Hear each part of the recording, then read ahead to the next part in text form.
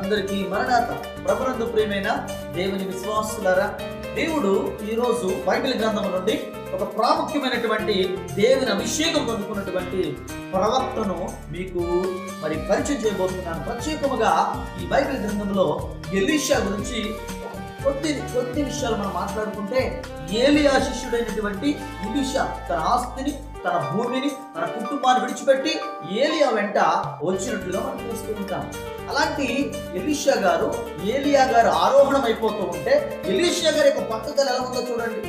తన గురువు గారు ఉన్నటువంటి ఆత్మలో, తన గురువు గారు ఉన్నటువంటి అభిషేకములో 2 పాళ్ళు కదా, 2 అంతలు ఆశీర్వాదం కావాలని, ఆత్మ కావాలని కోరుకున్నాడు. నిజానికి ఆస్తులు కావాలని కోరుకునే వాళ్ళు ఉన్నారు, లేక డబ్బు కావాలని కోరుకునే వాళ్ళు ఉన్నారు, లేక కొంతమంది భార్యలు కావాలంటారు, కొంతమంది భర్తలు కావాలంటారు.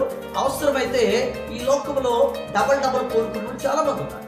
కానీ 2 అంతలు ఆత్మ, ఆ అభిషేకం, దేవుడు ఇచ్చే ఆ శక్తి కావాలని కోరుకున్నాడంటే నిజానికి ఎంత గొప్ప దైవజనుడు చూడండి.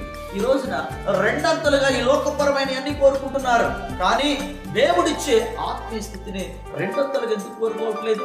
దేవుడు నీకు ఇస్తాడు, అడగండి.